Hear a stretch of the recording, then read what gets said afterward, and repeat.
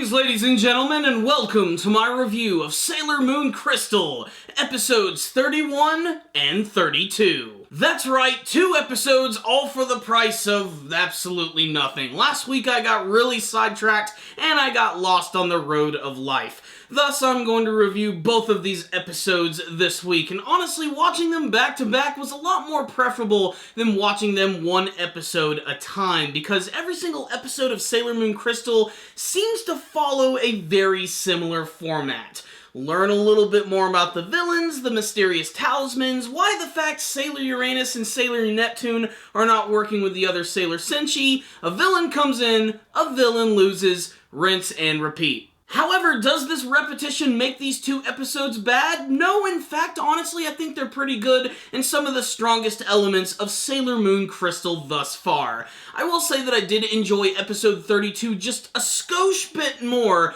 but episode 31 certainly had some great moments. Like I said, basically more of the same story, but what is interesting is we're starting to learn a little bit more about the legendary talismans, which apparently are going to be one hell of a threat to Master 90 Pharaoh or 90 Pharaoh, Master 90, Pharaoh 90? I'm not really sure what his name is. All I know is it's just like every other major villain of Sailor Moon Crystal, which is to say it's this giant, weird, formless entity that doesn't seem like it's probably going to reveal itself until the very end. Think Queen Metalia, except with big glowy eyes and ambitions for taking over the entire world.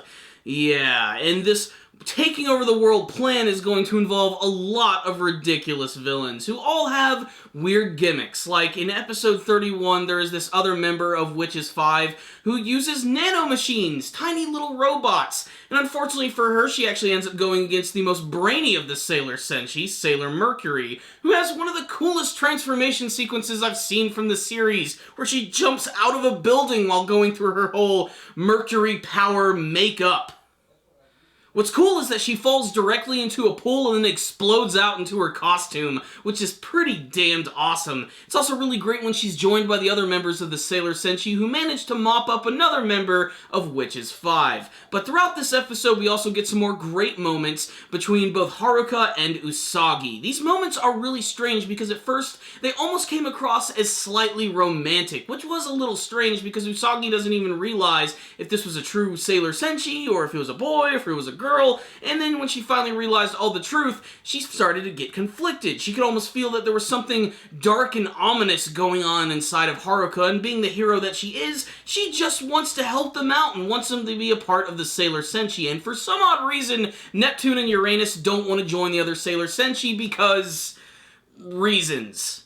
Episode 32 is where things start to get a little more interesting for a number of reasons. One, at the end of episode 31, they tease the fact that Sailor Pluto is indeed returning, and I'm not sure how these events have actually gone down, if she's been simply reincarnated, or if this is the actual Sailor Pluto that we have seen before, and I want to say reincarnation only for the fact that the other version of Sailor Pluto has a very strict job of watching the time door, being the master of all that is time and space, and to leave that would be a really bad thing on her part. She made that very clear that this is a job that she took up and that only she can do, so I'm really interested to see what this brand new human version of Sailor Pluto is going to do, and luckily we don't have to wait long because the cliffhanger ending this week actually ends with the arrival of Sailor Pluto, and honestly one of the coolest scenes from the entire series. Hell, episode 32 probably has the best action that I've seen from the entire series. Mostly just the overall look of the attacks, and that one member of the Witches 5 who goes by the name of Telu, she is really awesome. Her whole gimmick is that she's basically just obsessed with plants.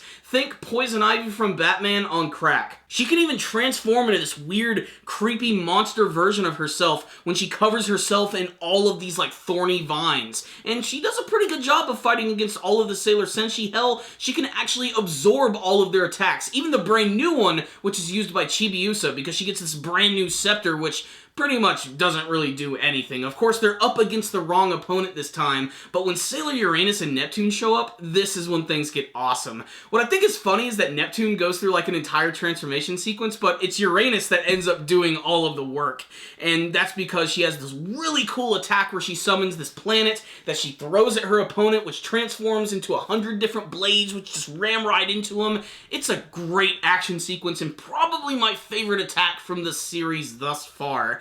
The thing that is sort of like gluing everything together here in the story is that they're looking for these 3 talismans, which are going to be these different objects such as a mirror and this sword, which is also used by Sailor Uranus, and there's going to be one other third mysterious object, which I am guessing is this brand new item, which is called the Holy Grail, which is this arts and crafts project, which was created by Chibiusa, Tuxedo Mask, and Sailor Moon. And what's really great about this, too, is they're also expanding on the character of Hotaru, with Sailor Chibiusa actually trying to become better friends with her by actually giving her this grail as a gift, as a token of her friendship, all with the advice from her teacher. Of course, this is going to lead to a lot of other crazy shenanigans when Sailor Moon and Chibiusa have a chance encounter with Dr. Tomoe, who I think it's really funny when Sailor Moon saw this guy for the first time and she's like, something's not right about this guy, something's real shady. What do you mean? What's shady about the weird, creepy scientist who hangs out in the shadows with his shadowy glasses? Not to mention, one of the dude's eyes is completely creepy looking. It looks like one of those objects from Yu-Gi-Oh! So what's the rundown on both of these episodes of Sailor Moon Crystal? They were both good,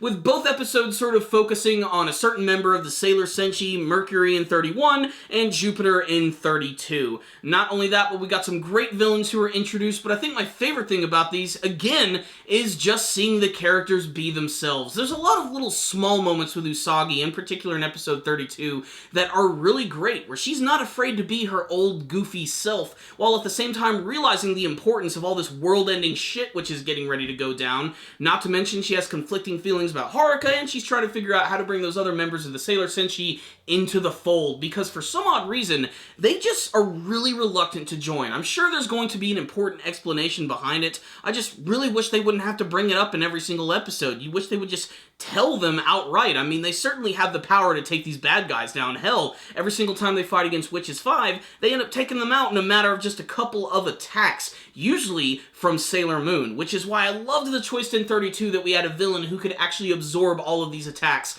only for Sailor Uranus to come in and just rock their world, and done in a style that's pretty damn awesome. I will say, despite the fact that they do repeat animations for all of the Sailor Senshi attacks and transformation sequences, at least they look cool. And whenever they introduce a brand new one, it's always very exciting. Really, the only place the Sailor Moon Crystal can go from here is up. There's a lot of potential for the show. A lot of new villains are always being introduced, and the characters themselves are very interesting. Hotaru, the return of Sailor Pluto, which I think is very awesome. She's probably my favorite member of the Sailor Senshi at this point, and to see her return in such a different capacity is really interesting. I can't wait to see like how she's been here this whole time, and learning a little bit more about her in the next episode, and how she has a connection to both Neptune and Uranus as well. So, another fantastic episode of Sailor Moon Crystal. I can't believe I'm saying fantastic, but I have to admit, this series is honestly not that bad and continues to make the first season look like doo-doo. And that's why I'm going to give both of these episodes right here a 4 out of 5. High quality episodes of Sailor Moon for all the Sailor Moon fans. Make sure to check those episodes out.